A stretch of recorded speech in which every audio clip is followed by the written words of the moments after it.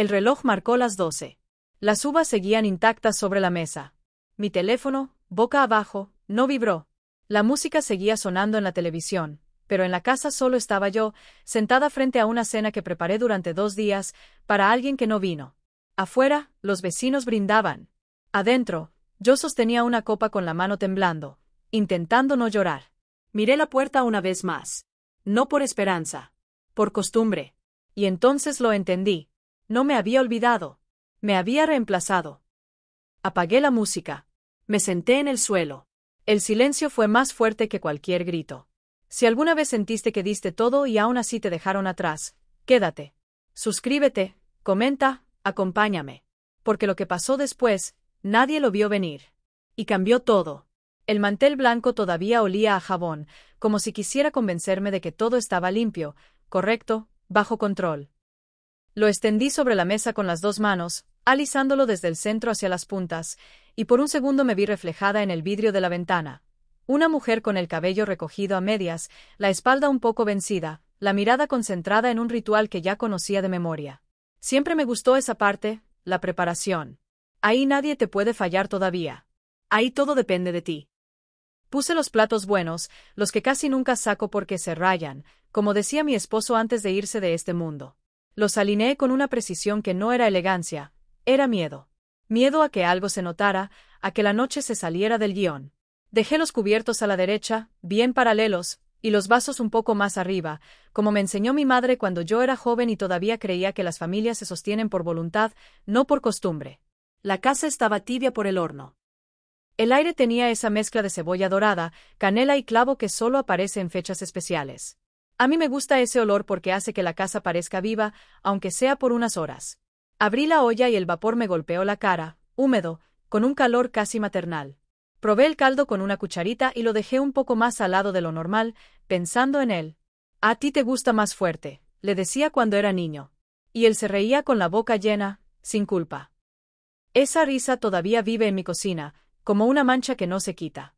En la repisa, junto a la foto de su graduación, puse un centro de mesa simple, 2 velas rojas y un ramo de flores blancas.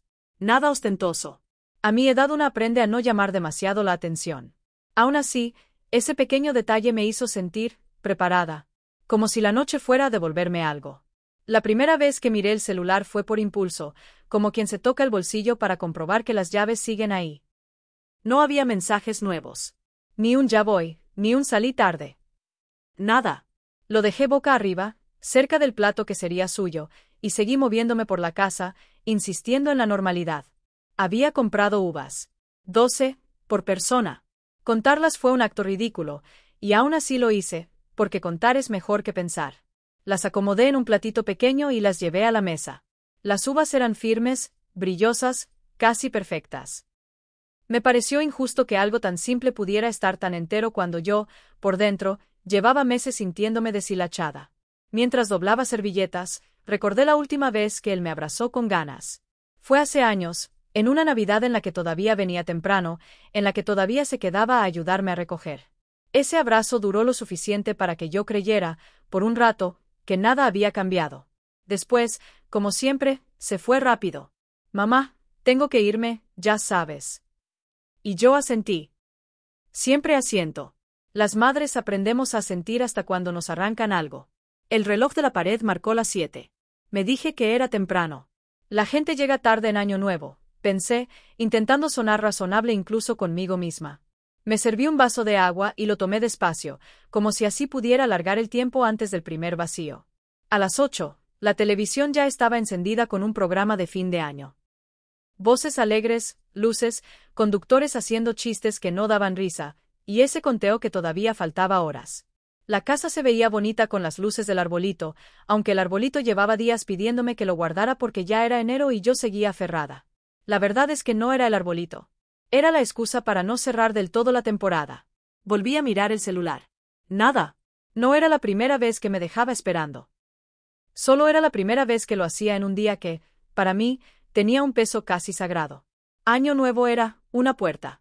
Y yo, en el fondo, seguía esperando que mi hijo la cruzara como cuando era pequeño, con esa cara de sueño y emoción, preguntando si ya podía abrir los regalos, aunque en Año Nuevo no había regalos, solo la promesa de que lo próximo sería mejor. A las 9, el horno pitó. Saqué la carne y la dejé reposar. El jugo burbujeaba en la bandeja, y cuando corté un pedacito para probar, me quemé la lengua. El dolor fue breve, casi satisfactorio. Algo tangible. Algo que se cura con agua fría. No como el otro tipo de dolor, el que se te queda sin forma y te acompaña como una sombra. El celular vibró de repente. Sentí el cuerpo reaccionar antes que la mente. Lo agarré rápido, como si pudiera escapar si tardaba un segundo. Era un mensaje de un grupo de vecinas. Fotos, brindis, risas, un feliz año adelantado. Nada de él. Lo dejé de nuevo en la mesa y me quedé mirando la pantalla apagada, esperando que se encendiera otra vez por la razón correcta. Quizá está manejando, me dije. Quizá el tráfico. La palabra quizá se convirtió en una almohada que me puse encima para no escuchar lo que mi intuición ya estaba susurrando. A las 9:30 lo llamé. Una llamada breve, sin dramatismo. Sonó y sonó. Se fue al buzón de voz. Corté antes de que apareciera la grabación, como si su voz automática fuera una humillación extra que no necesitaba. No quise dejar mensaje. Siempre me ha dado vergüenza sonar necesitada. Incluso con mi hijo. Me obligué a seguir. Puse la ensalada en un bol, le acomodé encima unas nueces, como le gustaban cuando era adolescente. Abrí una botella de sidra y la dejé en el hielo, lista. Alineé las copas. Dus. Me quedé mirando esas dos copas como si fueran una discusión silenciosa. Una afirmando que él vendría, la otra recordándome que yo ya no debía confiar. El sonido de la calle empezó a cambiar. Más bocinas, más risas. Desde la ventana se veían sombras moviéndose en la casa de enfrente. Alguien colgaba una guirnalda en el patio. Me llegó el olor de pólvora lejana. La ciudad entera parecía prepararse para abrazarse. Yo me quedé en mi comedor impecable, como un escenario montado para una obra que nadie iba a ver. A las 10, el caldo ya no burbujeaba, solo mantenía el calor en silencio. La carne se enfriaba despacio. Yo me senté un momento, por primera vez en horas, y sentí el cansancio caerme encima como un peso real. Me dolían las manos de tanto apretar, de tanto lavar, de tanto fingir energía. Me dolía la espalda. Y, más profundo, me dolía esa parte del pecho donde uno guarda la esperanza, esa parte que se entumece cuando pasa demasiado tiempo sin usarse. Volví a mirar el celular. Sin notificaciones. Sin llamadas. Sin nada. Pensé en la última conversación que tuvimos, hacía unos días. Yo le había dicho, no hagas planes con nadie, ¿sí? Ven temprano, que quiero cenar contigo. Él respondió con un sí, mamá rápido, distraído, como si estuviera haciendo otra cosa. Yo escuché un ruido de fondo, una risa femenina que no reconocí, y él bajó la voz un segundo. Luego te llamo. Y no llamó. Ese recuerdo, que en su momento dejé pasar, se instaló en mi cabeza como una espina. Empecé a revisar los detalles con una precisión cruel. Recordé que, cuando le mandé un mensaje esa tarde, una simple foto del pavo ya listo, él no reaccionó. Ni un corazón, ni un qué rico. Nada. Y yo, como una tonta, pensé que estaba ocupado. A las 10:30, el teléfono volvió a vibrar. Otra vez, el corazón me dio un salto ridículo. Era una llamada, sí, pero no era él. Era mi hermana, desde otra ciudad. Contesté con una sonrisa que ella no podía ver. ¿Ya llegó? Me preguntó, y la pregunta me golpeó con una naturalidad cruel. Está por llegar, mentí. Me escuché y sentí vergüenza. No por ella, sino por mí. Porque seguía protegiéndolo incluso en su ausencia. Porque preferí mentir antes que aceptar que mi hijo quizás no me estaba eligiendo. Mi hermana habló de cosas sin importancia, del clima, de una receta, de lo caro que está todo. Yo respondía con palabras correctas, pero mi oído estaba en otro lado. En la puerta, en cualquier sonido de llaves, en cualquier golpe. Cada vez que un auto pasaba por la calle, el cuerpo se me tensaba. Como si mi sistema nervioso se hubiera convertido en un animal entrenado para esperar. Colgué y me quedé con el teléfono en la mano, mirando mi propia piel. En la pantalla negra vi mi rostro reflejado, una mujer que se estaba descomponiendo sin hacer ruido. Me levanté, caminé hasta el baño y me miré al espejo. Tenía una marca de harina en la mejilla. Me la limpié con un dedo, despacio, como si esa mancha fuera la prueba de mi esfuerzo. En el pasillo, la foto de él cuando era niño me observaba desde una pared. Tenía la cara sucia de helado, los ojos brillantes. Yo recordé su voz pequeña diciendo mamá, mírame con una urgencia que antes era para mí. Y me dolió, porque ahora yo era la que decía mírame en silencio y él no estaba. A las 11, ya no pude sostener el teatro. Apagué el horno. Apagué una luz del comedor para que la mesa no se viera tan expuesta. Me serví un poco de caldo en una taza y lo tomé de pie, porque sentarme frente a esos dos platos me parecía un acto de masoquismo. La televisión seguía hablando de esperanza, nuevos comienzos, lo mejor está por venir. Tuve ganas de tirarle algo. Miré la sidra en el hielo y pensé, ¿para qué? ¿Para brindar conmigo misma? Me imaginé levantando la copa sola, sonriéndome a mí misma como si fuera normal, y me dio una náusea pequeña, amarga. No era el alcohol, era la idea. Le mandé un mensaje. Uno corto, medido. ¿Vienes? Nada más. Ni reproche, ni me dejaste plantada, ni me preocupa. Solo esa palabra. Venir. Como si yo todavía tuviera derecho a pedirlo. Pasaron 5 minutos. 10. Quince. El mensaje se quedó con un solo check un rato, y luego con 2. Later. Sin respuesta. Ahí fue cuando el aire se me hizo más pesado. Como si la casa, de pronto, se diera cuenta conmigo. Later. Sin respuesta. No era que no podía contestar. Era que no quería. Me quedé mirando la pantalla, esperando que aparecieran los 3 puntitos de escribiendo. Nada. Los puntitos nunca llegaron. Fui hasta la puerta principal y abrí apenas la mirilla, como si al mirar pudiera convocarlo. No había nadie. Solo la calle con luces, gente caminando con bolsas, risas. En un balcón cercano, alguien cantaba desafinado. Una pareja se besaba sin vergüenza. Yo cerré despacio, cuidando de no hacer ruido, como si el silencio fuera una cosa frágil que podía romperse. A las 11:30, ya no era ansiedad. Era otra cosa. Era una certeza que todavía no quería pronunciar. Me senté en el borde del sofá y me quedé escuchando mi propia respiración. De pronto noté un detalle absurdo. La casa estaba demasiado ordenada. No había desorden que justificara mi cansancio. Era como si todo el esfuerzo no hubiera dejado huella. Entonces pensé algo que me dio frío. Tal vez esa era la idea. Que nadie viera. Que mi trabajo no tuviera testigos. Que mi amor se consumiera en silencio, como una vela que se apaga sin que nadie la mire. El conteo final empezó a acercarse. La gente en la televisión gritaba números, como si con eso pudieran empujar al mundo hacia adelante. Yo miré la mesa otra vez. La carne ya se veía menos jugosa. La ensalada se marchitaba en los bordes. Las uvas seguían intactas, perfectas, inútiles. A las 12, no tuve fuerzas para fingir alegría. No tomé las uvas. No levanté la copa. Solo miré el reloj y, cuando el ruido de los fuegos artificiales estalló afuera, sentí que la casa se hacía más pequeña. Como si el mundo celebrara sin mí. Me quedé quieta, oyendo explosiones y risas. En la televisión, todos se abrazaban. Yo abracé mis propios brazos un segundo, apretándome, y sentí la tela de mi suéter áspera contra la piel. Me acordé de cuando él era niño y se quedaba dormido en mi regazo durante las celebraciones porque los fuegos le daban miedo. Yo lo tapaba y le susurraba que nada malo iba a pasar. Esa promesa, ahora, se me devolvía como una broma cruel. A las 12:20, el teléfono seguía mudo. Yo me obligué a levantarme y recoger un plato, solo uno, como si eso me diera un propósito. Lo llevé al fregadero y el sonido de la porcelana contra el metal fue demasiado fuerte. Me quedé ahí, con las manos apoyadas en el borde, mirando el agua correr sin lavar nada. Volví al comedor. Miré el lugar vacío donde él debía sentarse. Y por primera vez, no pensé tal vez viene. Pensé no viene. Esa frase me atravesó con una calma rara, como cuando te enteras de una muerte y el cuerpo todavía no reacciona. Me senté frente a la mesa, en mi propia silla, y dejé el celular sobre el mantel. Boca arriba. Desnudo. Exigiendo una verdad. El reloj avanzó con una crueldad metódica. Las 12:40. Las 12:50. Cada minuto era una confirmación. Cada minuto era un gesto de desprecio que no necesitaba palabras. A la 1 en punto, el segundero llegó arriba y el mundo no cambió. Mi teléfono tampoco. Ni una vibración, ni un perdón, ni una excusa. Solo esa pantalla negra, quieta, como si se negara a ser puente entre mi hijo y yo.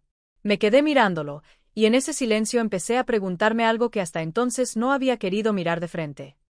¿Y si nunca pensó venir? ¿Y si esta mesa no era una espera, sino una trampa? No supe cuándo dejé de esperarlo.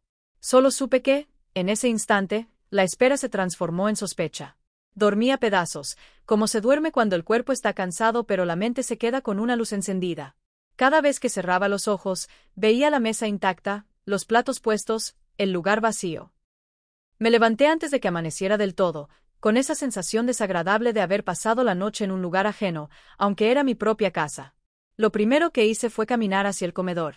No porque esperara encontrarlo ahí, sino porque necesitaba confirmar que lo de anoche no había sido un sueño exagerado por el cansancio. La mesa seguía puesta.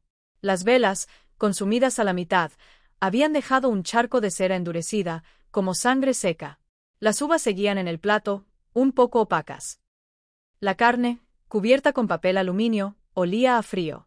Me quedé parada unos segundos, con las manos apoyadas en el respaldo de la silla, y me di cuenta de algo humillante. En algún rincón de mí todavía esperaba que el teléfono sonara con un mamá, perdón. Que la explicación fuera tan lógica que me devolviera la vergüenza a mí, no a él. Abrí el celular. Ninguna notificación. Ni siquiera un mensaje de feliz año. Nada. El vacío era tan limpio que dolía. Me puse a recoger la mesa como si estuviera limpiando una escena del crimen.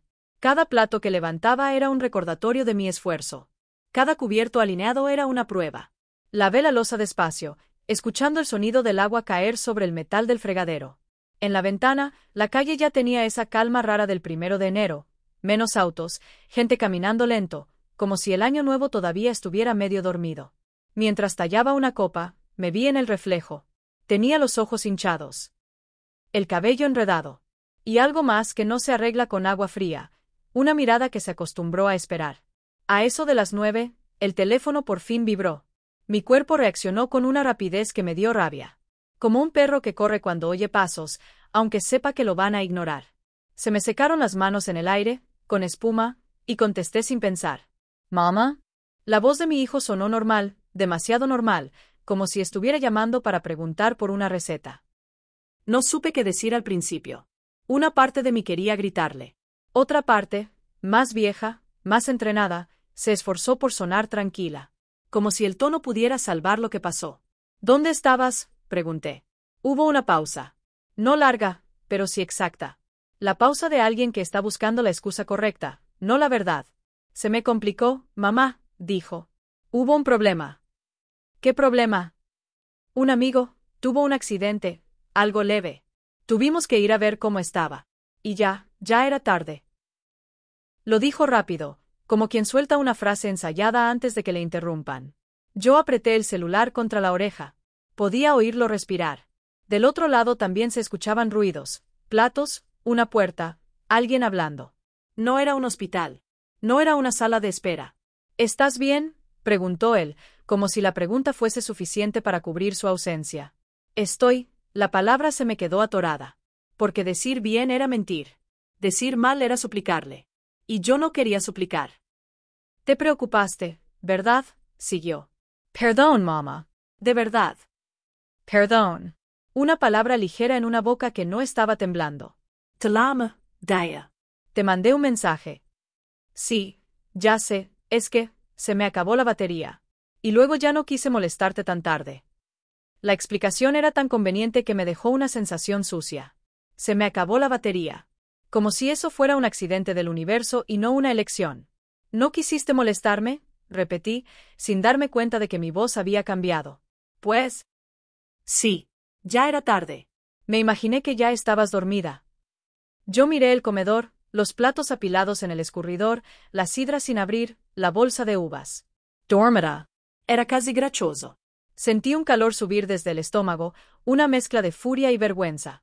Está bien, dije, y me odié por decirlo. En serio, mamá, lo siento. Te lo compenso. Hoy paso a verte. Hoy es primero, respondí. La gente tiene planes. Yo no, dijo, y esa frase, que podía sonar bonita, me sonó a obligación. Como si visitarme fuera parte de su lista de pendientes del año. Colgamos. Me quedé con el teléfono en la mano, mirando la pantalla como si pudiera sacarle la verdad a punta de mirada. Me di cuenta de que había aceptado su excusa sin cuestionarla demasiado, como siempre. Porque cuestionarlo significaba abrir una puerta que tal vez no podría cerrar. Intenté seguir con mi mañana. Hais café. El olor llenó la cocina, cálido, conocido. Me senté con la taza entre las manos, esperando que la cafeína me devolviera una versión de mí que no estuviera rota. Pero el café solo me dio tiempo para pensar. En mi cabeza, su voz repetía: se me acabó la batería. Y yo recordaba detalles. Pequeños detalles que, juntos, empezaban a formar algo incómodo.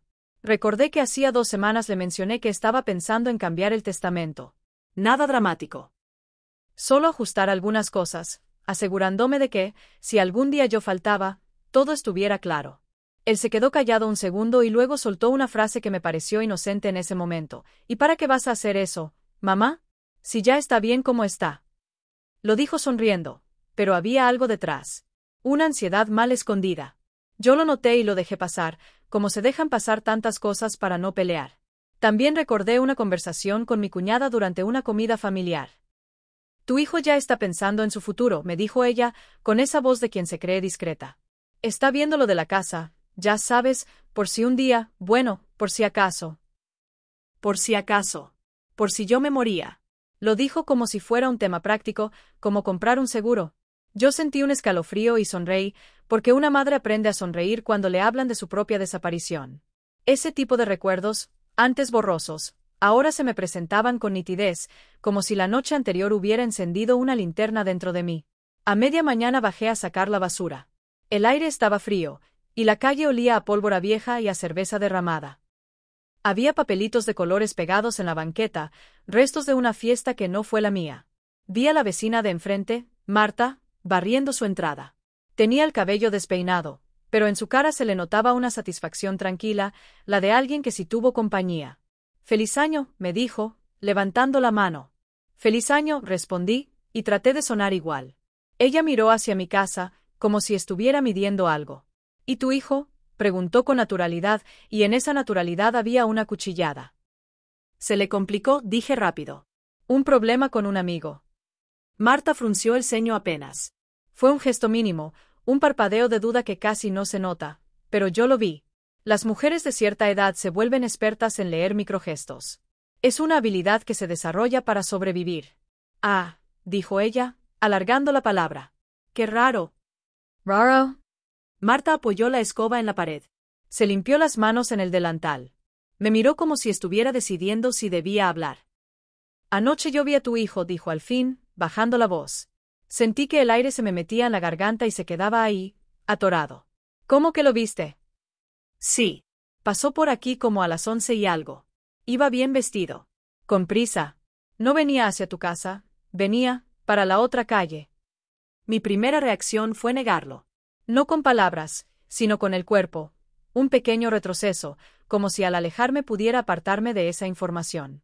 «No, Marta, debe haber sido otro», dije, y escuché mi propia voz temblar. Ella negó con la cabeza. «No, mujer. Es tu hijo. Lo conozco desde chiquito». Además iba en su carro. El gris. El gris. Su carro. Yo lo veía en mi mente. La forma de la cajuela, una abolladura pequeña en el lado derecho, el olor a desodorante caro cuando me subía a veces. No podía ser otro. «¿Y hacia dónde iba?», pregunté, y mi voz salió más baja, como si ya supiera la respuesta. Marta se encogió de hombros. «Pues, hacia la casa de los Rodríguez, creo. Allá hubo fiesta grande». Se oía la música hasta acá. La casa de los Rodríguez estaba a 3 calles. Una familia que siempre organizaba algo, que siempre tenía gente entrando y saliendo. Yo había pasado por ahí alguna vez y vi luces, globos, risas. Un mundo al que yo ya no pertenecía. No supe qué decir. Sentí una humillación caliente subirme al rostro, como si todo el barrio pudiera ver lo que a mí me costaba aceptar, que yo era la que se quedaba esperando. «Bueno», dije, tratando de recomponerme. Quizá fue a dejar algo. O a saludar. No sé». Marta me miró con una tristeza corta, incómoda. «Sí», respondió, pero su sí no estaba de acuerdo. Era un sí para dejarme seguir con mi mentira. Entré a mi casa con la bolsa de basura todavía en la mano. Cerré la puerta y apoyé la espalda en ella. Me quedé así unos segundos, sintiendo el golpe suave de mi propio corazón. El silencio adentro era distinto al de la noche anterior. Más acusador. Más despierto. Me dije que Marta podía estar equivocada. Me dije que mi hijo podía haber ido, de verdad, a ver al amigo accidentado. Me dije que tal vez pasó por ahí por cualquier cosa. Me lo repetí como un rezo. Pero el mensaje leído sin respuesta volvió a mi cabeza como un martillo. A las 12, mi hermana me llamó otra vez. Contesté porque no podía con otro silencio. ¿Ahora sí llegó?, preguntó, y yo sentí la misma punzada de la noche anterior. Me llamó en la mañana, dije. Dice que tuvo un problema. ¿Qué problema? Repetí la historia del accidente. Mientras lo hacía, me escuché a mí misma narrar algo que ya no creía. Mi hermana se quedó callada un segundo. ¿Y tú le crees?, me preguntó con una suavidad que dolía. La pregunta me ofendió, no por ella, sino porque tocó el punto exacto. Yo quería creerle.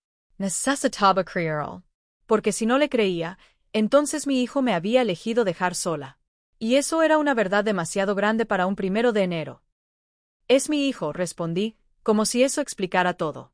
Mi hermana suspiró. No insistió. Solo cambió el tema. Habló del almuerzo, de sus nietos, de lo de siempre. Yo asentía, pero mi cabeza estaba en otra parte, en un carro gris pasando por la calle sin detenerse. Cuando colgué, me di cuenta de que estaba temblando un poco. No de frío. De algo más profundo. Por la tarde, él no apareció. Me mandó un mensaje. Se me hizo tarde, mamá. Mañana paso. Otra vez esa ligereza. Mañana paso. Como si yo fuera una tienda abierta. Yo contesté está bien. Otra vez. Mi dedo escribió las palabras antes de que mi orgullo pudiera detenerlo. Me senté en el comedor con el teléfono frente a mí. Ya no había mantel. La mesa estaba desnuda, mostrando sus rayones viejos, sus marcas de vasos de años. Las marcas de una vida usada. Me quedé mirándolas, pensando en cómo las cosas guardan memoria aunque nadie las mire. Y entonces recordé otra escena, meses atrás. Mi hijo y yo en la sala, hablando de la casa. Él dijo, con una falsa casualidad, mamá, deberías ponerme como beneficiario de la cuenta, por si te pasa algo. Para ayudarte. Ayudarme. Esa palabra también había sonado bonita. Yo no quise sospechar. Yo quería que mi hijo fuera bueno. Necesitaba que lo fuera, aunque fuera solo en mi cabeza. Esa tarde, sin embargo, lo vi distinto. Vi la forma en que medía las cosas. Como hacía preguntas que no eran de cariño, sino de control. ¿Cuánto pagas de predial? ¿Dónde guardas los papeles? Si ya renovaste el seguro. Pequeños detalles que yo había interpretado como preocupación, ahora se me acomodaban con otra forma. Una forma más fría. El sonido de risas en la calle me sacó de mis pensamientos. Me asomé por la ventana y vi a 2 jóvenes caminando con botellas, hablando alto. Uno de ellos llevaba una chamarra elegante. Por un segundo, el color me pareció familiar y el estómago se me contrajo de nuevo.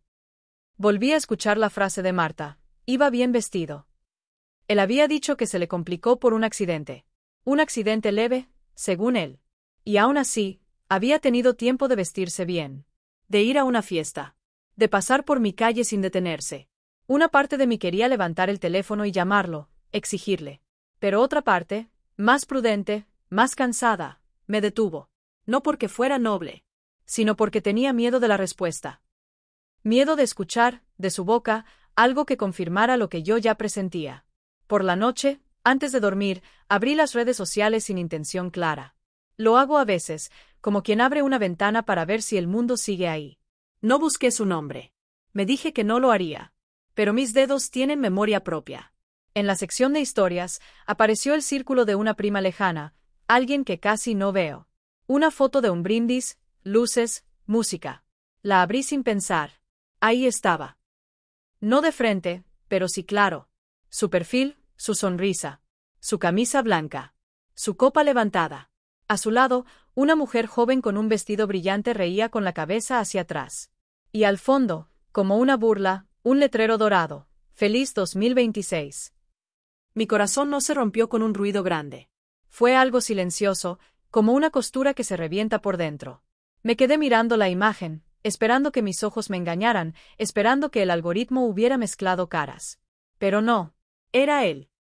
Era mi hijo, celebrando. En otro lugar. En otra mesa. En otra vida.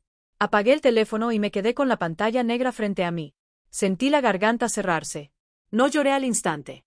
Primero vino la vergüenza. Luego el enojo. Luego una tristeza pesada, adulta, sin dramatismo. La tristeza de entender que mi ausencia no era un accidente para él. Era una decisión. Me fui a la cama sin prender la luz. Me acosté mirando el techo y escuché el sonido lejano de un perro ladrando. El mismo techo que me había visto esperar. El mismo techo que ahora me veía entender. Y mientras el sueño no llegaba, la duda dejó de ser una idea abstracta. Se convirtió en una herida abierta, palpitando en cada recuerdo, en cada excusa, en cada mañana paso. No le dije nada ese mismo día. Ni una palabra sobre la historia. Ni una acusación, ni un te vi.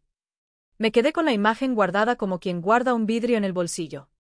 Sabes que te va a cortar, pero también sabes que es prueba de que algo ocurrió. La noche se me fue encima sin sueño. Cada vez que cerraba los ojos veía su camisa blanca, la copa levantada, la risa fácil. Y, detrás de todo eso, mi mesa vacía. A la mañana siguiente, el celular sonó temprano. Su nombre apareció en la pantalla y sentí una punzada de asco, inmediata, como si el cuerpo reconociera un peligro antes que la mente. «Hola, mamá», dijo, con una voz que intentaba sonar cariñosa. Esa voz. Esa misma que usaba cuando necesitaba que yo estuviera tranquila. «Hola», respondí. Mi propia voz me salió rara, más seca. «¿Voy a pasar hoy?» «Sí. Ya quedó todo lo de ayer. Te llevo pan, o lo que quieras». Ayer. Como si fuera un día cualquiera. Como si su ausencia hubiera sido una lluvia inesperada.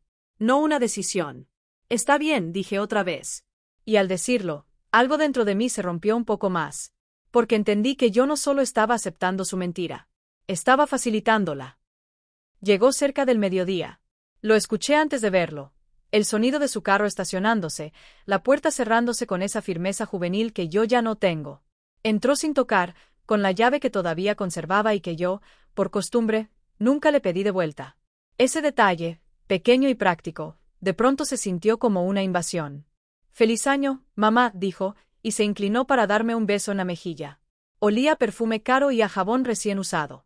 No olía a hospital. No olía a preocupación. Olía a alguien que había dormido bien. Me entregó una bolsa con pan dulce, como un soborno dulce. Sonrió.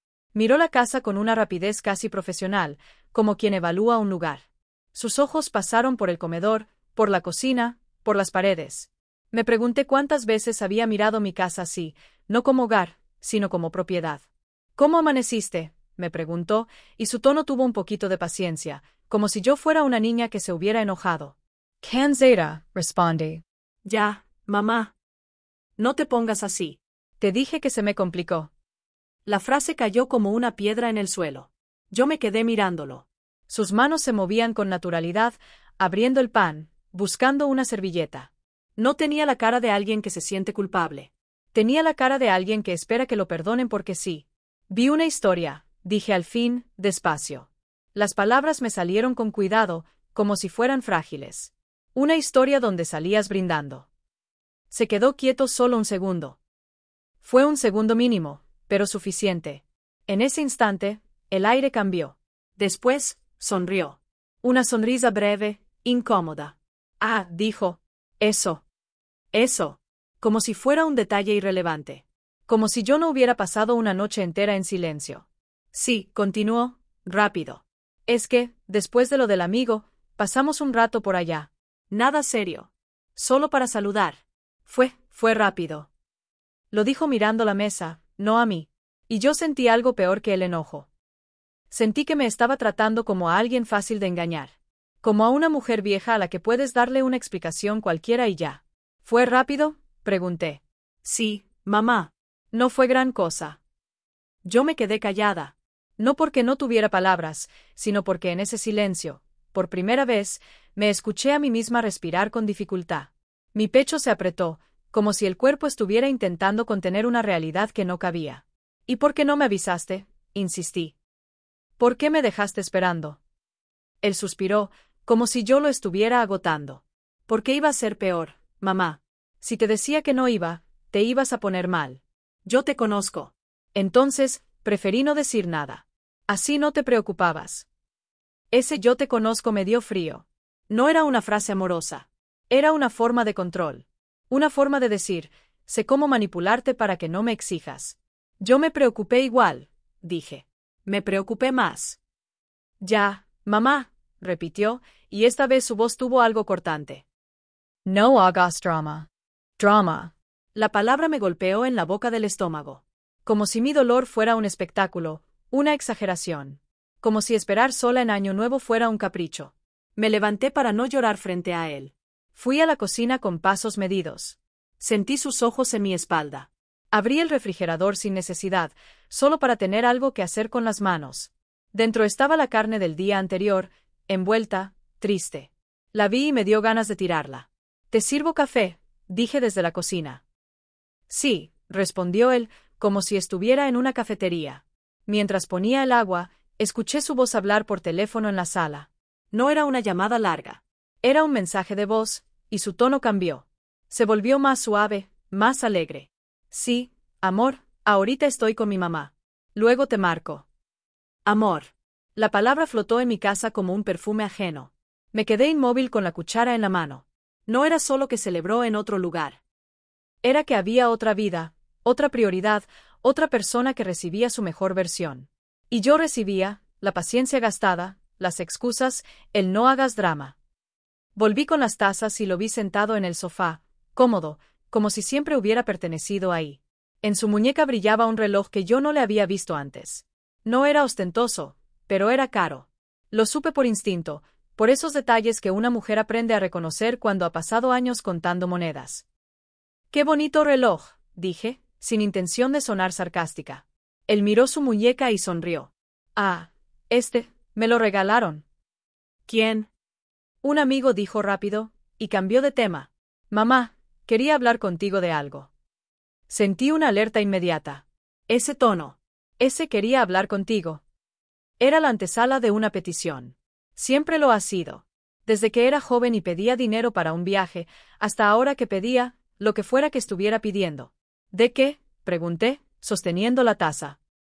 Él se acomodó en el sofá, cruzó una pierna con tranquilidad. Me miró al fin, como quien prepara un argumento. «Estuve pensando que este año deberíamos organizar mejor las cosas. Ya sabes, por seguridad. Por si pasa algo». Otra vez. «Por si pasa algo». La frase volvió como un eco de conversaciones pasadas. Sentí el café amargo en la lengua. «¿Qué cosas?», pregunté. «La casa, mamá. Tus papeles. Tus cuentas. Todo eso». La palabra casa en su boca no sonó a hogar. Sonó a objeto. «Yo tengo mis cosas en orden», dije. «Sí, pero tú ya estás grande», dijo, y lo dijo con esa naturalidad brutal con la que los hijos a veces pronuncian la vejez de sus padres, como si fuera un defecto. «No quiero que te compliques». «Yo puedo ayudarte». «Ayudarme». Otra vez esa palabra vestida de buena intención. Yo lo miré. Sus ojos no estaban tiernos. Estaban calculando. «¿Y qué quieres exactamente?», pregunté. Él sonrió, como si fuera una conversación práctica. «Que me des un poder». «Un poder notarial, algo sencillo, para que si un día tienes que ir al hospital, o te pasa algo, yo pueda mover tus cosas. Pagar, firmar. No te estoy quitando nada, mamá. Es por tu bien». «Por tu bien». Sentí el mismo escalofrío que cuando mi cuñada dijo «por si acaso». Me di cuenta de que mi hijo hablaba igual que ellos. Como si fueran un equipo. Como si yo fuera un trámite. «No sé», dije, y mi voz salió más baja. «¿Por qué no?», preguntó él, rápido. «¿No confías en mí?». La pregunta fue una trampa. Lo supe por el modo en que la soltó. Si decía que no, yo era la mala. Si decía que sí, yo firmaba mi propia desaparición. «No es eso», respondí. «Entonces, ¿qué es?». Su tono se tensó. «Mamá, yo soy tu hijo. Soy la única persona que va a ver por ti». Esa frase, en otro tiempo, me habría conmovido. Hoy me sonó como una amenaza suave. Como un recordatorio de mi soledad. Mi hijo sabía exactamente dónde apretar. «No quiero hablar de eso hoy», dije, y me levanté con la taza vacía para escapar a la cocina. «Siempre lo postergas», dijo él, y en su voz apareció un fastidio que no intentó disimular. «Luego pasan cosas y vienen los problemas. Yo no quiero pelear después con la familia por tus decisiones». «La familia». Otra palabra con filo. Como si ya estuvieran discutiendo sobre mí en ausencia. Como si ya hubiera una conversación que yo no había escuchado. Esa tarde, después de que se fue, me quedé con un nudo en el estómago que no se deshacía. La casa, otra vez silenciosa, parecía observarme. Caminé de un cuarto a otro sin propósito, tocando objetos, mirando fotos, como si buscara evidencia de que mi hijo alguna vez fue mío de verdad. Esa noche tampoco dormí. El cuerpo se rendía, pero la mente seguía despierta, repasando cada detalle. Me sentí sucia y sola. Como si mi amor hubiera sido una inversión mala de la que todos se beneficiaron menos yo. Pensé cosas oscuras, rápidas, vergonzosas, que si yo faltara, tal vez ellos respirarían aliviados. Que tal vez yo solo era un obstáculo para sus planes. A las 3 de la mañana me levanté y fui al escritorio donde guardo mis papeles importantes. Lo hice sin encender la luz fuerte, solo con la lámpara pequeña, como si estuviera cometiendo un pecado. Abrí el cajón donde guardo el testamento, las escrituras, los recibos. Mis manos temblaban. No por miedo a los papeles, sino por miedo a lo que pudiera encontrar. Los documentos estaban ahí, pero algo se veía distinto. Un sobre no estaba en el lugar de siempre. Lo recordaba perfectamente, esquina derecha, debajo de las pólizas. Ahora estaba arriba, como si alguien lo hubiera movido y luego intentado ponerlo de regreso sin conocer mi orden. Lo tomé. Era un sobre blanco, sin sello. Lo abrí con los dedos, despacio. Dentro había una copia de un documento que yo no había firmado. Un poder notarial, con mi nombre escrito, mi dirección, y un espacio para mi firma. Abajo, el nombre de mi hijo como apoderado. Y una fecha reciente. Me quedé mirando la hoja como si fuera un objeto venenoso. Sentí un zumbido en los oídos. La respiración se me hizo corta. No era una propuesta. No era una conversación futura. Era algo que ya existía. Algo preparado. Algo que no debería estar en mi casa. Y en ese silencio, con el papel temblando entre mis dedos, entendí que lo de la mesa vacía no había sido solo desprecio. Había sido el primer movimiento de algo más grande. Algo que me estaba dejando afuera a propósito. Entonces, por primera vez, el dolor dejó de ser solo dolor. Se convirtió en otra cosa. Necesidad de sobrevivir. La primera vez que decidí investigar, lo hice como quien se limpia una herida sin mirarla demasiado. Sin drama. Sin declaraciones. Me repetí que era por orden, por tranquilidad, por no volverme loca con la sensación de que mi casa ya no era mía. Esperé a que se fueran todos. La puerta principal cerró con ese golpe seco que siempre me sonaba a sentencia, y el silencio se instaló como un animal pesado sobre los muebles.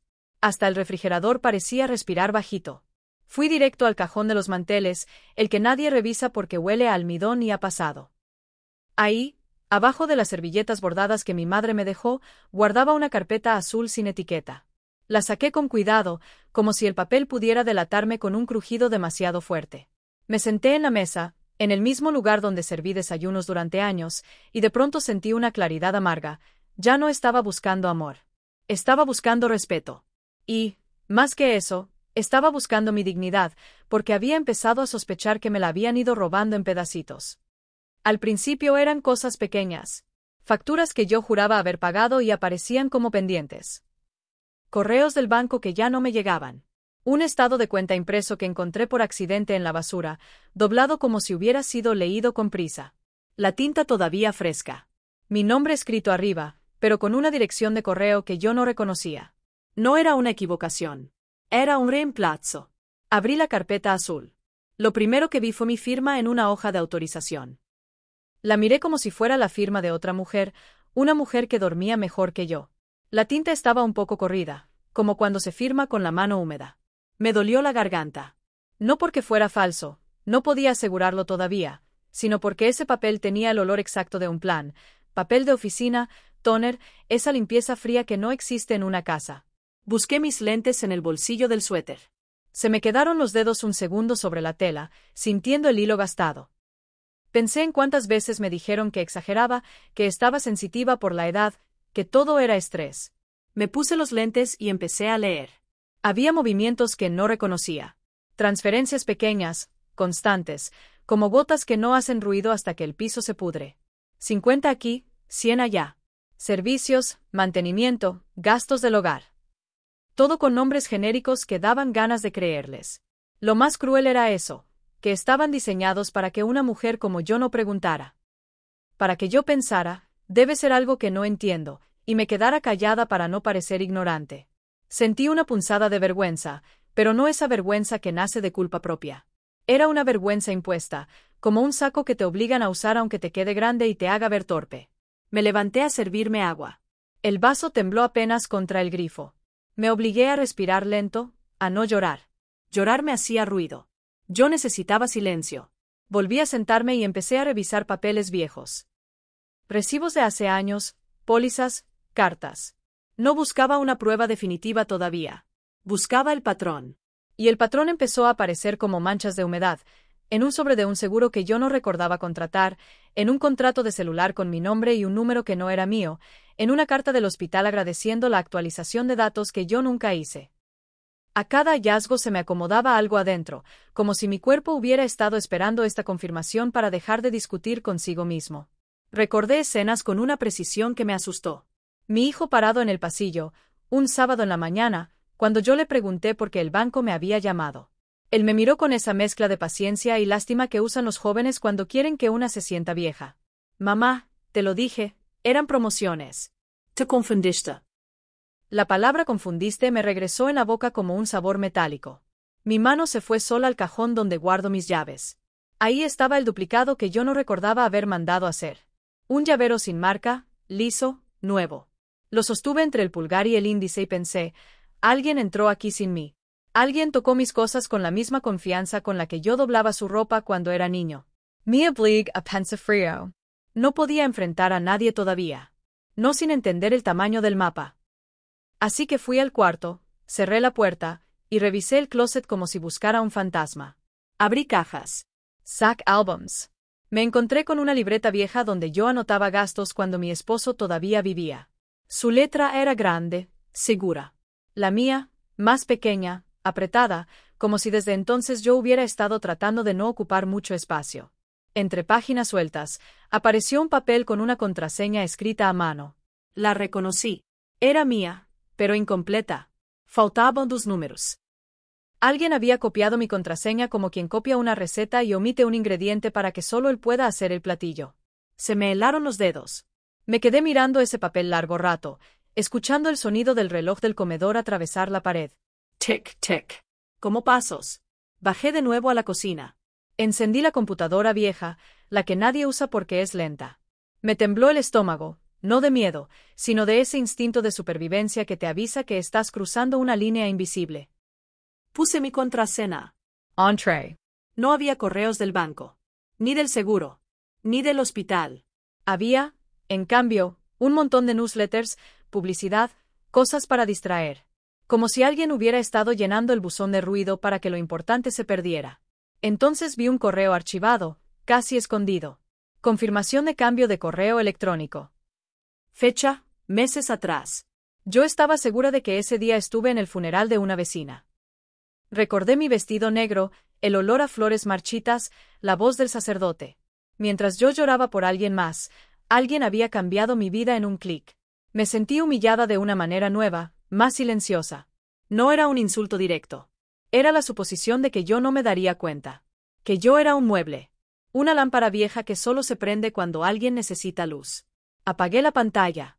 Me quedé un segundo con las manos en el teclado, sintiendo el plástico tibio. Pensé en mi hijo. En cómo, de un tiempo para acá, me hablaba por encima, como si yo estuviera en el fondo de un pozo. Pensé en esas veces en que él me ofrecía ayuda con mi teléfono y se lo llevaba al cuarto, cerraba la puerta, regresaba sonriendo. Listo, ya te lo arreglé. Y yo, agradecida, porque uno aprende a agradecer migajas cuando te han convencido de que no mereces pan. No podía llamar a nadie. No podía pedir consejo. No quería que esto se convirtiera en un chisme familiar, en un pobrecita, ya está grande. Eso era lo que ellos querían, que mi única defensa fuera la emoción desbordada, el reclamo con lágrimas. Yo no iba a regalarles ese espectáculo. Así que hice lo que hago cuando me siento acorralada, limpié. Lavé los platos que ya estaban limpios. Barrí una esquina sin polvo. El cuerpo busca tareas pequeñas para no gritar. Pero mi mente seguía ahí, clavada en las cifras, en las fechas. Y mientras tallaba una taza, algo me golpeó con más fuerza que todos los papeles, los recuerdos. Recordé la primera vez que él me dijo: no te preocupes por eso, yo lo manejo. Fue cuando murió su padre y yo quedé con la casa y un montón de trámites que me parecían un idioma extranjero. Él se ofreció. Se mostró amable. Me hizo café. Me abrazó. Y yo, cansada, lo dejé. No porque fuera tonta, sino porque estaba rota. porque había pasado años sosteniendo a otros y, por primera vez, alguien parecía sostenerme a mí. Y ahora entendía. Esa fue la puerta. Busqué el archivo de fotos en la computadora, no por nostalgia, sino por fechas. Quería ver dónde había estado yo cuando sucedían ciertos movimientos. Encontré una carpeta con nombre extraño, Backup. Adentro había capturas de pantalla de mis documentos. Mi INE, mi firma, mi comprobante de domicilio. Estaban en una calidad demasiado buena, recortados como si hubieran sido preparados para enviarse. Me faltó el aire un segundo. La humillación cambió de forma. Se volvió amenaza. Cerré esa carpeta y sentí que la casa se encogía. Fui a la ventana y corrí apenas la cortina. La calle estaba normal. Un perro olfateando una bolsa. Un vecino regando plantas. El mundo no sabía que yo acababa de descubrir que mi vida era un archivo manipulable. Me obligué a pensar en lo siguiente. No podía seguir usando esa computadora como si nada. No podía seguir con el teléfono como si fuera mío. Revisé el router. Vi una lista de dispositivos conectados. Nombres raros. Android. iPhone de uno no era mío. Otro tampoco. Sentí un calor subirme por el cuello. Me vi reflejada en la pantalla del router. Una mujer con el cabello recogido, la cara pálida, los ojos abiertos demasiado. Una mujer que se había pasado años creyendo que su familia era su refugio, y ahora tenía que aceptarlo. El enemigo comía en su mesa. Me senté otra vez, esta vez sin agua, sin café, sin nada. Mi cuidara. Aprendí hace tiempo que, si uno se mueve demasiado rápido, comete errores. Y yo no podía cometer errores. No con ellos. Saqué una libreta nueva, una de esas que compro y nunca uso porque me da miedo desperdiciarlas. Empecé a anotar fechas, montos, nombres de documentos. Lo hice con letra firme, más grande de lo normal, como si cada palabra necesitara ocupar su espacio. Cada vez que escribía, sentía que recuperaba una migaja de mí. No era venganza. Era recuperación. Mientras anotaba, escuché una llave girar en la cerradura. El sonido me atravesó como electricidad. No era la llave principal. Era un giro rápido, acostumbrado. Me quedé congelada con el lápiz en el aire.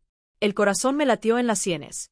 Cerré la libreta sin pensar y la deslicé debajo del mantel, justo donde la tela cae y nadie mira. La puerta se abrió. Escuché pasos.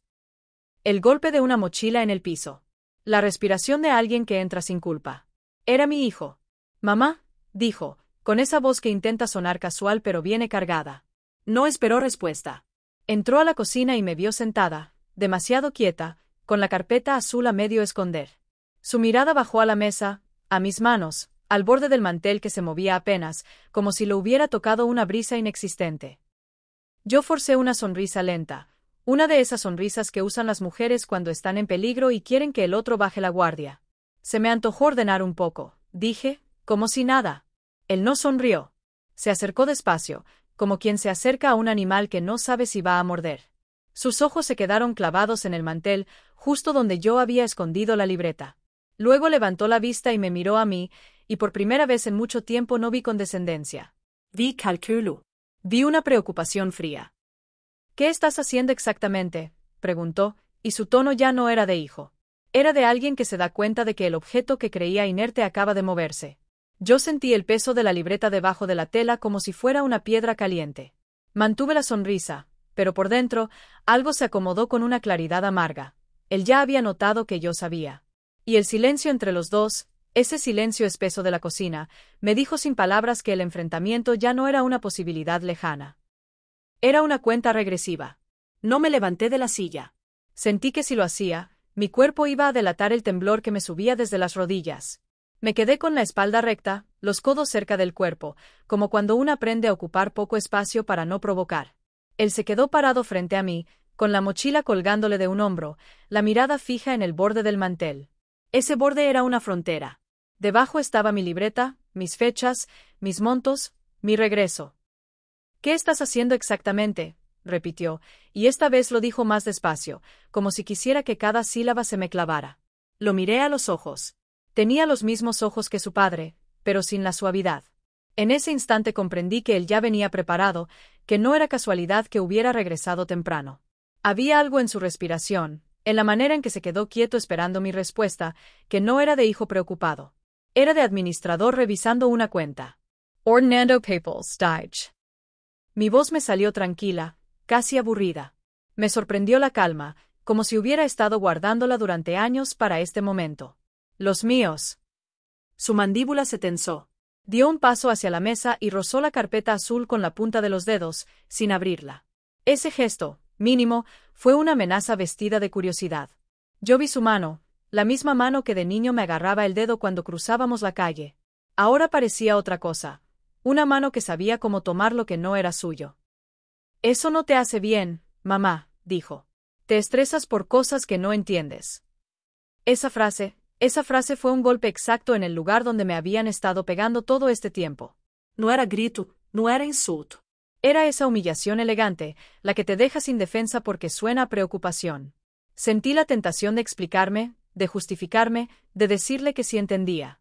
Pero ahí estuvo el cambio. Me di cuenta de que no tenía que probarle nada. Solo tenía que decir la verdad. Metí la mano debajo del mantel y saqué la libreta. La puse sobre la mesa con un ruido seco. El lápiz quedó encima, atravesado como un pequeño cuchillo. El parpadeo, rápido, como si hubiera recibido una luz directa en la cara. Su mirada bajó a la libreta y luego subió a mí, buscando mi antigua versión, la que dudaba de sí misma. ¿Qué es eso?, preguntó. Lo que he encontrado, respondí. Me acomodé los lentes con calma, no porque los necesitara, sino porque necesitaba mostrarle que yo era dueña de mis movimientos. Y lo que me faltaba para entender por qué últimamente me tratas como si yo fuera un trámite. La palabra lo incomodó.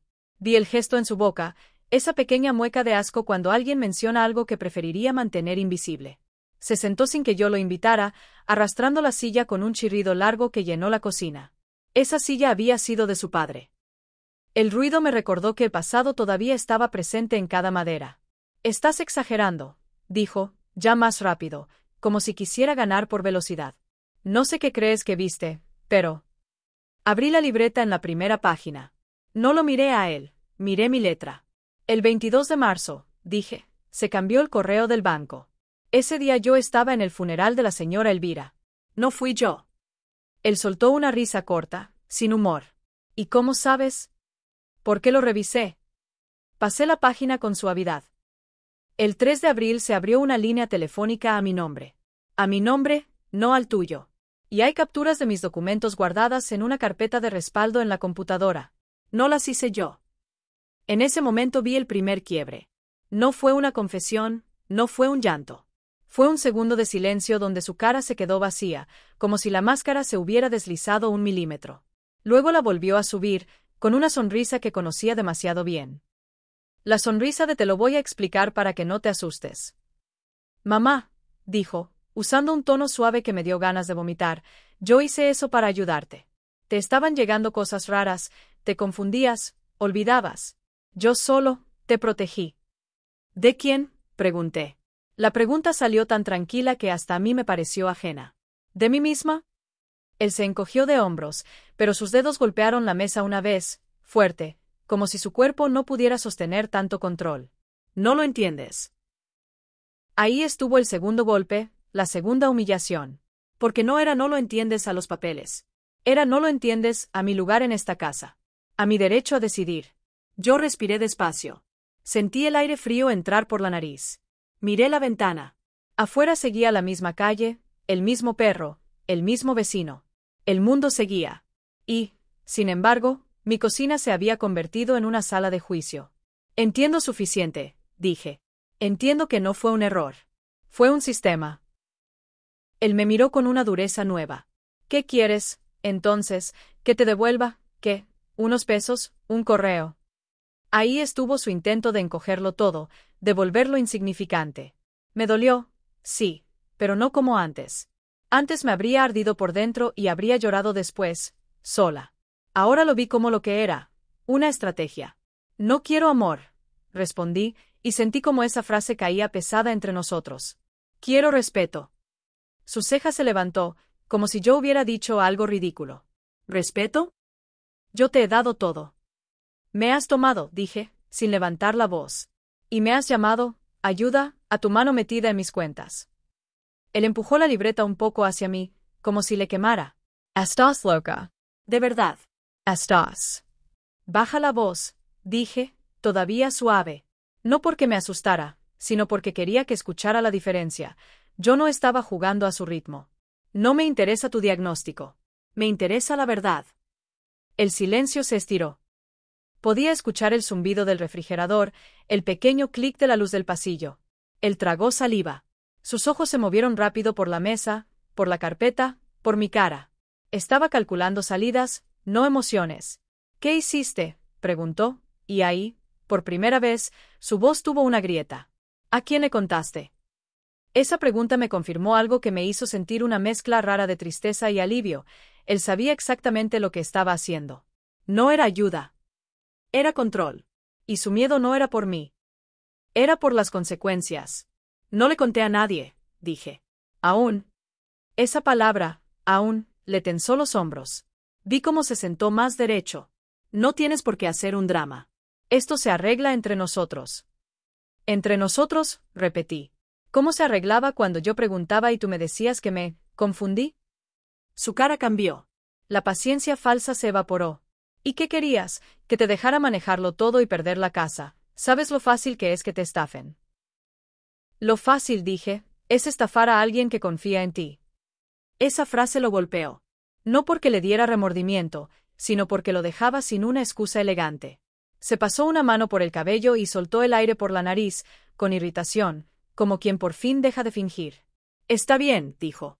Sí. Moví cosas. Porque alguien tenía que hacerlo. ¿Y por qué no me lo dijiste? Me miró directo, sin disfraz. ¿Por qué ibas a decir que no?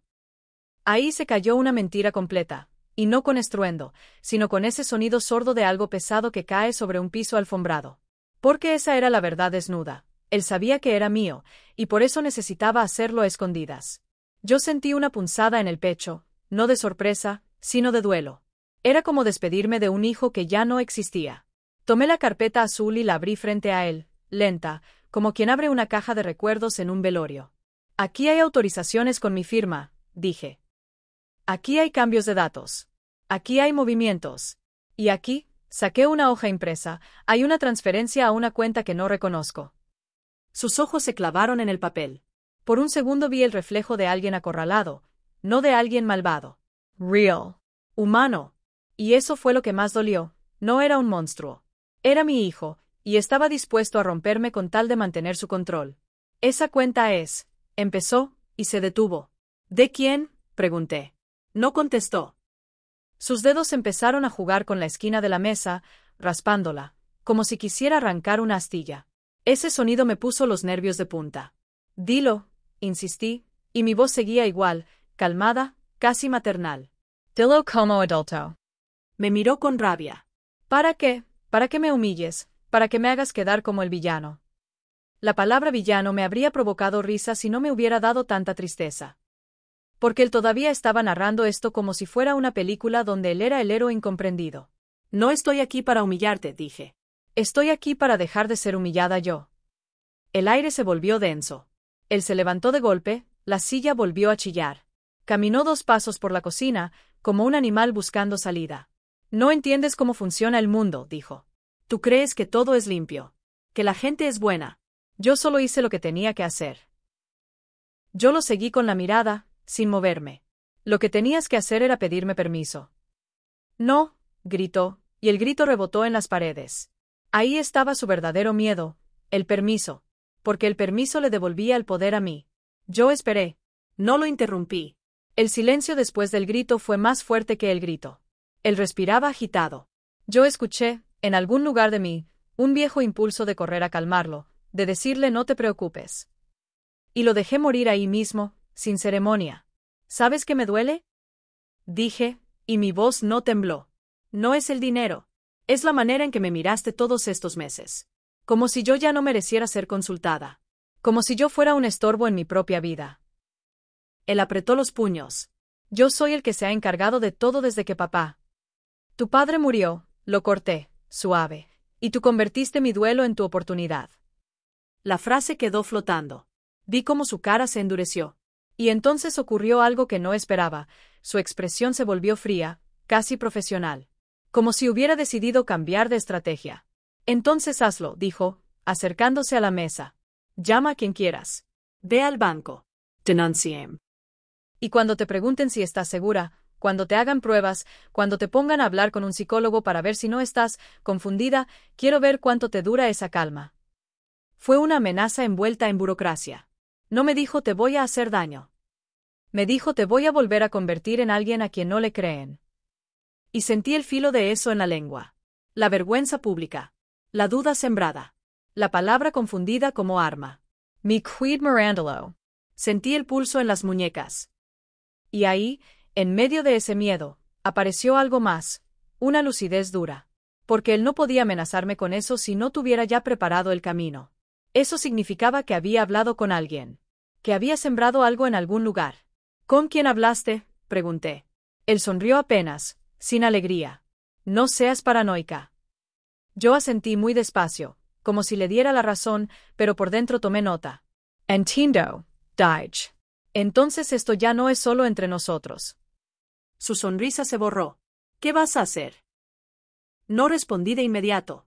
Metí la mano en el bolsillo de mi suéter y saqué el teléfono. Lo puse sobre la mesa, pantalla hacia arriba. Él miró el aparato como si fuera un animal peligroso. Yo desbloqueé con calma y abrí la galería. Le mostré la pantalla, fotos de los documentos en la computadora, capturas de los estados de cuenta, el listado de dispositivos conectados al router. Todo con fecha. Todo limpio. Todo frío. Ya hice copias, dije. Y ya dejé una carpeta en un lugar que tú no conoces. Su respiración se cortó. ¿Dónde? Eso no importa, respondí. Lo que importa es que si tú intentas decir que estoy confundida, esa carpeta va a aparecer donde tiene que aparecer. Vi el miedo real por primera vez. No el miedo de perderme a mí. El miedo de perder el control. Sus ojos se movieron rápido, como si pudiera calcular cuántas puertas tenía todavía. Y entonces dio el golpe final, el que más duele cuando viene de alguien que amas. Se acercó y bajó la voz, casi como un susurro. Mamá, dijo, si haces esto, si lo haces público, se acaba todo. La familia se rompe. Te vas a quedar sola. Esa amenaza era vieja, ancestral. La soledad como castigo. El abandono como corrección. Me dolió en un lugar antiguo, el lugar donde una mujer mayor teme convertirse en nadie. Por un segundo vi mi casa vacía, los domingos silenciosos, el teléfono sin sonar. Vi mi propio miedo reflejado en su cara, y entendí que él lo conocía. Que lo había estudiado. Yo también bajé la voz. La familia ya se rompió, le dije. Solo que tú la rompiste en silencio. Él abrió la boca para responder, pero yo levanté una mano, no como regaño, sino como cierre. Y entonces hice algo que nunca hacía. Me permití una pausa larga, incómoda, para que él sintiera lo que yo había sentido meses enteros. La incertidumbre. Tomé el teléfono otra vez. Abrí una conversación. Un contacto guardado con un nombre simple, licenciado. No era una amenaza teatral. Era una decisión concreta. Mi dedo se quedó suspendido sobre el botón de llamada. Sentí la piel del dedo, el calor del aparato, el peso de mi vida en un gesto mínimo. Él vio el nombre. Sus ojos se agrandaron. No, dijo, y fue la primera palabra honesta de la tarde. No hagas eso. Lo miré. No vi a mi niño. Vi a un hombre que me había apostado a que yo no me atrevería. Y sentí, con una justicia silenciosa, que mi poder no estaba en gritarle, ni en insultarlo, ni en hacerlo pedazos. Mi poder estaba en mi calma. Te voy a dar una sola oportunidad, dije. Me dices la verdad completa. Me devuelves el control de mis cuentas. Me entregas todas las contraseñas. Y te vas a sentar conmigo a firmar lo que haga falta para dejar esto claro. Si no, yo llamo. Él tragó saliva. Sus manos temblaron, pero lo disimuló metiéndolas en los bolsillos. No puedes. Sí puedo, lo interrumpí, suave. Y lo voy a hacer sin gritar. El silencio volvió. Afuera, un coche pasó y dejó una sombra rápida en la pared. Mi hijo miró esa sombra como si quisiera seguirla. Yo mantuve el dedo ahí, quieto. Está bien, murmuró al fin. Y ese está bien no fue rendición. Fue cálculo. Pero si haces esto, vas a arrepentirte. Yo asentí. Quizá, dije. Pero me voy a arrepentir siendo dueña de mí. Y entonces presioné el botón. La llamada no sonó porque mi dedo temblara. Sonó porque lo decidí. Un tono. Dus. Mi hijo se quedó inmóvil, como si de pronto la cocina ya no fuera su territorio. Y mientras el timbre seguía, yo sentí una paz rara, casi triste, como el momento en que una entiende que ya cruzó una puerta que no tiene regreso. Cuando del otro lado contestaron, mi voz salió firme. Buenas tardes, dije. Necesito iniciar un proceso. Hoy. Mi hijo dio un paso atrás, como si la palabra proceso lo hubiera empujado físicamente. Vi en su cara el instante exacto en que entendió. Esto ya no se arreglaba con una sonrisa, ni con una frase de te confundiste, ni con miedo a la soledad. Esto ya estaba fuera de su control. Y mientras yo hablaba con el abogado, con calma, con precisión, sentí que el futuro familiar cambiaba, no con un grito, sino con una decisión irreversible que acababa de tomar frente a él, en nuestra mesa, bajo la misma luz donde antes yo solo servía comida. Después de esa llamada, el tiempo dejó de moverse como yo lo conocía. No fue una explosión ni un incendio. Fue algo más parecido a cuando se rompe una tubería dentro de la pared y, por fuera, todo parece igual, pero el agua ya está haciendo su trabajo. Los días siguientes tuvieron un ruido distinto. El sonido de papeles que se apilan, de teclas en una oficina ajena, de firmas repetidas hasta que la mano se entumece. Hubo reuniones cortas con gente que me miraba con profesionalidad y, a veces, con esa lástima bien peinada que te ofrecen cuando saben que vienes de una historia sucia. Yo aprendí a respirar sin pedir perdón por estar ahí. La primera noche después del enfrentamiento, mi hijo no salió de su cuarto. Yo lo escuché caminar de un lado a otro, como un animal encerrado, y por un instante sentí ese impulso viejo de tocar la puerta, de decirle hablemos, de salvar lo que se pudiera salvar. Me quedé quieta frente al pasillo, con la mano suspendida en el aire, y en ese silencio entendí algo que me dolió y me sostuvo a la vez. La mujer que tocaba puertas para que la quisieran ya no era útil aquí. No era crueldad. Era supervivencia. Esa misma noche me senté en la cama y, por primera vez en años, no revisé si mi teléfono tenía batería antes de dormir. No le pedí permiso a nadie, ni a mi miedo, ni a mi costumbre. Me acosté con el cuerpo rígido, esperando que la culpa viniera a morderme. La culpa siempre llega cuando una mujer deja de ser conveniente. Pero no llegó como antes. Llegó como un murmullo cansado, casi débil, y yo la vi pasar como se ve pasar un carro desde la ventana. Ahí va, haciendo ruido, pero no se detiene. Al día siguiente, temprano, el abogado me habló con voz neutra. Me explicó pasos, tiempos, posibilidades. Yo asentía y anotaba, pero por dentro estaba mirando otra cosa. Estaba mirando el lugar donde mi hijo había estado sentado, la marca en el piso donde arrastró la silla, el mantel que yo todavía no lavaba porque, en algún lugar irracional, necesitaba que esa escena se quedara un poco más para recordarme que sí había ocurrido. Uno se acostumbra tanto a que le digan te lo imaginaste que, cuando la verdad por fin toma forma, da miedo que se evapore. A media tarde, mi hijo salió por fin. No me miró directo. Se sirvió agua, dejó el vaso a medias, lo olvidó en la encimera. Ese vaso, con la condensación resbalando, me pareció el retrato perfecto de lo que nos estaba pasando, algo a medio hacer, sin terminar, sin valor suficiente para cuidarlo. Quise decirle algo simple, algo humano, como comiste. Pero me detuve. No por orgullo. Por claridad.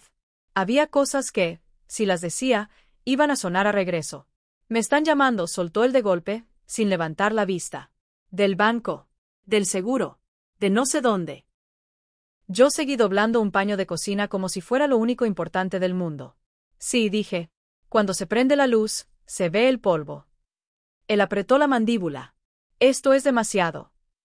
Lo demasiado, respondí, fue lo que hiciste sin decirme. No discutió. Se fue. La puerta de su cuarto se cerró, pero no con furia. Con una resignación seca, como si estuviera aprendiendo el nuevo peso de las cosas. Y yo me quedé con una sensación extraña. Una mezcla de tristeza y alivio, como cuando te quitan una venda y el aire lastima, pero al menos ya es aire. Los siguientes días fueron una colección de microhumillaciones que tuve que tragar sin permitir que me volvieran pequeña. Hubo una empleada del banco que me habló despacio, demasiado despacio, como si yo fuera a perderme en las palabras. Hubo un joven en ventanilla que me pidió confirmar mi identidad 3 veces, mirándome la cara como si buscara señales de confusión. Hubo un formulario donde tuve que marcar una casilla que decía algo parecido a posible abuso. Escribí la palabra hijo en un espacio en blanco y sentí que la tinta me quemaba. No lloré ahí. No podía. Solo apreté el bolígrafo hasta que me dolió el dedo y me repetí, no estoy aquí para ser entendida, estoy aquí para arreglar lo que me rompieron. En casa, el aire se volvió distinto. No era guerra abierta. Era un duelo silencioso con muebles de por medio. Nos cruzábamos en el pasillo como extraños que se conocen demasiado. A veces yo lo veía mirarme de reojo, como si intentara reconocer en mí a la madre que él había manipulado. Y a veces yo lo miraba y me preguntaba en qué momento exacto se había vuelto capaz de hacerlo. Esa pregunta era un abismo. Aprendí a no asomarme demasiado. Una tarde encontré en la basura una hoja rota en pedazos. La saqué sin pensarlo, como quien rescata a un animal herido. La armé sobre la mesa, juntando las partes. Era una lista escrita con su letra, contraseñas, correos, accesos. No eran las contraseñas en sí, eran recordatorios de lo que tenía controlado. Me quedé mirando esa hoja armada como un rompecabezas triste. No sentí ira. Sentí asco. Y también algo más, una compasión amarga. Porque para llegar a ese punto, mi hijo se había tenido que convencer de que yo no importaba lo suficiente como para pedirme permiso. Eso no se hace sin deformarse por dentro. Esa noche soñé con su padre. No lo soñé como era al final, enfermo y frágil. Lo soñé joven, con las manos manchadas de grasa, riéndose en la cocina mientras yo le pegaba un manotazo suave por ensuciar el mantel. En el sueño, él me miraba y me decía, «No te dejes». Me desperté con la boca seca y el corazón apretado. Me quedé un rato en la cama, escuchando mi propia respiración, como si estuviera aprendiendo a vivir en mi cuerpo otra vez. Hubo una semana particularmente pesada en la que sentí que me iba a rendir. No por miedo a mi hijo, sino por cansancio. Es agotador recuperar lo que te quitaron, porque tienes que revisar una y otra vez la herida para demostrar que existe. Ese día me senté en la sala con los papeles alrededor y me quedé mirando mis manos. Las uñas cortas, la piel un poco manchada por el sol, las venas más visibles. Pensé, estas manos hicieron comida, lavaron ropa, firmaron permisos escolares, sostuvieron una cabeza con fiebre. Y aún así, alguien decidió que podían ser usadas como herramientas sin consultarme. Esa idea me dio ganas de reír de pura incredulidad, pero en lugar de eso me levanté y abrí la ventana. Entró aire frío. Olía a tierra húmeda. Escuché a un niño en la calle reír. Ese sonido me hizo llorar por primera vez desde todo esto, pero no como antes, no con desesperación. Lloré despacio, en silencio, como quien deja salir algo que ya estaba viejo. Lloré por el hijo que creí tener, por la madre que fui cuando pensaba que el amor era suficiente, por la casa que se convirtió en un campo minado. Me limpié la cara con la manga y me dije en voz baja, esto también es parte. La paz no llega sin duelo. El abogado me avisó cuando se formalizó todo. Había documentos firmados, cambios realizados, límites puestos. Mis cuentas volvieron a mis correos, mis contraseñas cambiaron, mis dispositivos se limpiaron como se limpia una casa después de una tormenta. Pero lo más importante no fue técnico. Fue simbólico. Un día me senté frente a mi libreta y, por primera vez, escribí mi nombre sin sentir que tenía que defenderlo. Mi hijo empezó a pasar menos tiempo en casa. Salía, volvía tarde, a veces no volvía. Hubo noches en que escuché su llave y me levanté por inercia, como si todavía fuera mi deber vigilar si estaba bien. Me detuve a mitad del pasillo. Me quedé ahí, con los pies descalzos sobre el piso frío, y me obligué a regresar a mi cama. Esa fue una victoria que nadie vio, dejar de perseguirlo con cuidado. Un sábado, temprano, lo encontré en la cocina con una taza de café. Tenía los ojos hinchados, como si no hubiera dormido bien. No me miró al principio. Luego dijo, sin preámbulo, ¿Estás contenta? La pregunta venía cargada de veneno y de miedo. Como si la justicia fuera un capricho mío. Me senté frente a él. La mesa entre nosotros parecía más grande que nunca. No estoy contenta, respondí. Estoy tranquila. Él soltó una risa seca. Tranquila de haberme arruinado. Ahí estuvo la última humillación, la última vuelta del cuchillo, convertir mi defensa en su tragedia. Antes esa frase me habría destrozado. Ese día solo me cansó. Te arruinaste cuando decidiste que yo no contaba, dije.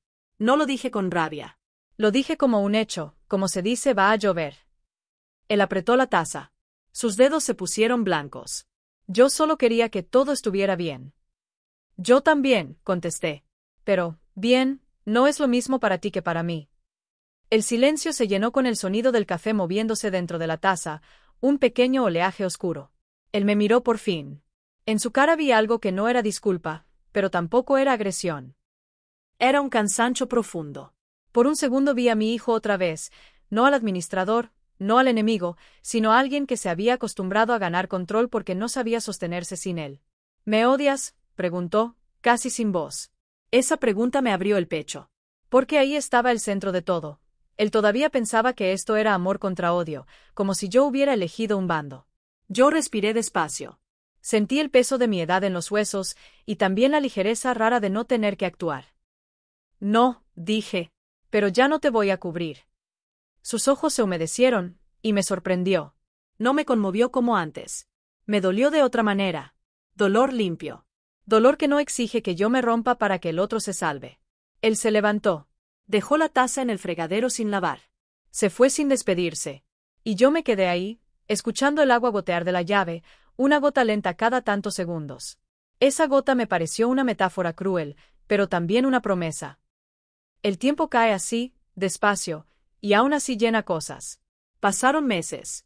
La casa empezó a sentirse mía otra vez, pero no como antes. Ahora era mía con cicatrices. Cambié la cerradura. No por paranoia, sino por ritual. Tiré el mantel de ese día. No porque lo odiara, sino porque ya había cumplido su función. Pinté una pared de la sala de un color claro. Abrí espacio. Doné ropa que ya no me representaba. Aprendí a caminar por mi propia casa sin sentir que debía pedir permiso. Hubo tardes en que la soledad me tocó el hombro, suave, como un recordatorio. Me sentaba con una taza de té y miraba la televisión apagada. En esos momentos, el miedo intentaba volver con su vieja amenaza. Te vas a quedar sola. Pero aprendí a contestarle con hechos pequeños. Llamé a una amiga que había dejado de ver por no molestar. Volví a la iglesia una vez solo para escuchar un coro y sentir voces humanas alrededor. Me inscribí en un taller de tejido, no porque me interesara tejer, sino porque necesitaba volver a estar con gente sin que mi valor dependiera de ser útil. Y lo más extraño, empecé a reírme otra vez. No carcajadas de fiesta, sino risas pequeñas, inesperadas, cuando se me quemaba el arroz o cuando el gato del vecino se colaba a mi patio como si fuera suyo. Esas risas fueron mi verdadera rehabilitación. Significaban que mi cuerpo estaba soltando la guardia. Mi hijo se fue de la casa un día cualquiera. No hubo gran despedida. Me avisó con un mensaje corto: me voy a mudar. Yo le respondí: que te vaya bien. Y cuando vi las palabras en la pantalla, sentí una punzada. No por lo que dije, sino por lo que no dije. No dije te extraño, no dije vuelve, no dije perdón. Me dolió. Luego me alivió. Luego me dolió otra vez. Así funciona un duelo sano, no se resuelve, se acomoda. Con el tiempo, él empezó a llamar de vez en cuando. Conversaciones cortas. Preguntas prácticas. A veces, un silencio largo al final, como si quisiera decir algo que no sabía cómo. Yo tampoco sabía. Aprendí a aceptar esa incomodidad sin llenarla. Ya no me correspondía arreglarlo todo. Una noche, meses después, me encontré frente al espejo del baño, con la luz amarilla marcándome las líneas alrededor de la boca. Me miré y pensé en la mujer que, al principio, revisaba papeles escondida como si fuera un delito. Me vi ahora, más quieta, más completa. No feliz. Honesta. Me lavé la cara y sentí el agua tibia en la piel. Ese gesto, tan simple, me recordó que sigo aquí. Que mi vida no se acabó porque alguien me traicionó. Que el abandono no es una sentencia si una deja de usarlo como medida de valor. A veces la gente quiere finales perfectos. Quiere que el hijo pida perdón llorando, que la madre lo abrace, que todo se cure con una escena bonita. La verdad es otra. La verdad es una casa más silenciosa, una mesa con una silla menos, una cuenta bancaria que por fin me pertenece, un corazón que aprende a latir sin pedir permiso.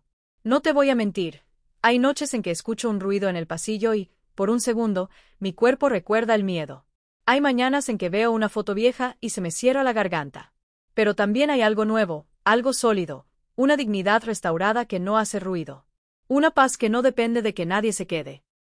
Y cuando pienso en todo esto, en la vergüenza, en la amenaza, en el silencio, en la decisión irreversible que tomé, me queda una certeza simple, como una piedra en el bolsillo. Mi valor no estaba en que me eligieran. Mi valor estaba en que yo me elegí a mí misma, por fin, sin rencor, con duelo, con calma. Y esa elección, aunque duela, es un final honesto.